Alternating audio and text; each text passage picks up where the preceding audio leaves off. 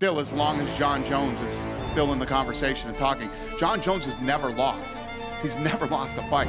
This is the problem with the conversation that we're having here and why people aren't giving Jon Jones the respect for pound. This fucking guy destroyed the best heavyweight in the division. Easily made it look like nothing. Jon Jones is the pound for pound best fighter in the world and the greatest fighter fucking ever. Period. End of story.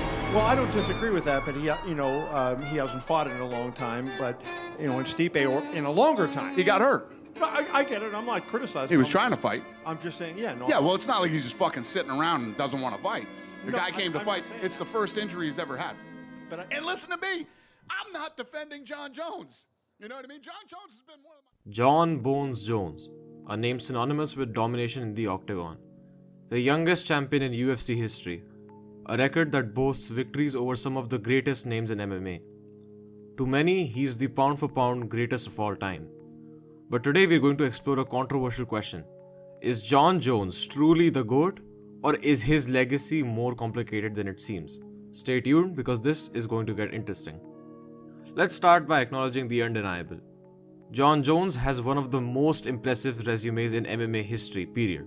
His wins over legends like Shogun Rua, Lyoto Machida, Daniel Cormier and Alexander Gustafsson are nothing short of extraordinary. And let's not forget his adaptability. How he dominated wrestlers like Cormier, strikers like Machida, and well-rounded fighters like Rashad Evans. On paper, his 27-1 record is near perfect, with that one loss being a controversial disqualification. Plus, his recent move to heavyweight and victory over Cyril Gane showed his ability to succeed across weight classes. But while the accolades are impressive, does his legacy truly hold up when we dig deeper? One of the biggest stains on Jon Jones' legacy is his repeated issues with performance-enhancing drugs. In 2016, he tested positive for clomiphene and letrozole. Then in 2017, he was flagged for turinabol after his rematch with Daniel Cormier. Now let's be clear, MMA is a sport where PED accusations are not uncommon. But when you're hailed as the greatest of all time, the expectations are also set higher. Fighters like Georges St-Pierre and Demetrius Johnson have built their legacies while remaining completely clean. Jones's doping violations not only taint his achievements but also raise the question how many of those victories were influenced by PEDs. Then there's the issue of Jon Jones' later career performances. Let's take a closer look at his fights against Thiago Santos and Dominic Reyes. In the Reyes fight, many fans and analysts felt that Jones lost. Even Dana White admitted it was razor close. Against Santos, Jones faced an opponent with 2 torn knees and still only won by split decision. Compare that to someone like Khabib Nurmagomedov, who retired undefeated without a single questionable victory, or Anderson Silva in his prime, who made his world-class opponents look amateur. Can we really call someone the pound-for-pound greatest of all time when their performances wane so noticeably over time? Being the greatest of all time is not just about what happens inside the cage.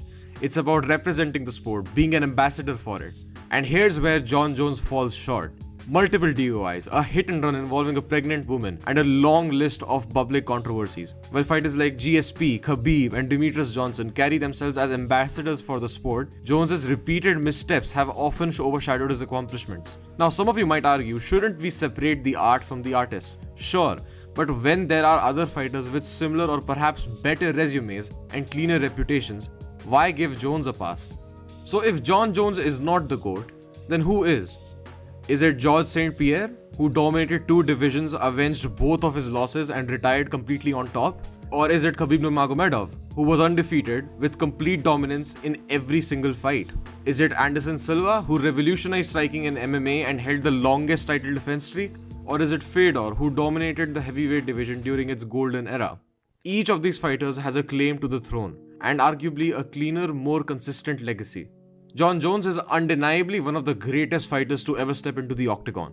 His talent, fight IQ, and the ability to adapt are completely unmatched. But when you factor in the doping scandals, questionable performances, and repeated legal troubles, the GOAT crown does not fit as perfectly as it might seem.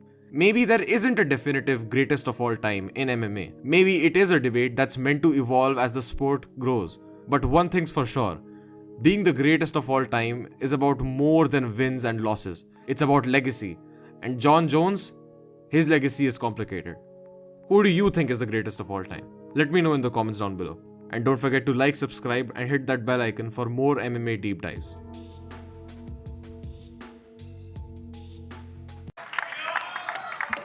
Nobody deserves this more than him, and nobody deserves this more than his family does. Jon Jones is the pound-for-pound best fighter in the world and the greatest fighter fucking ever. Period. End of story.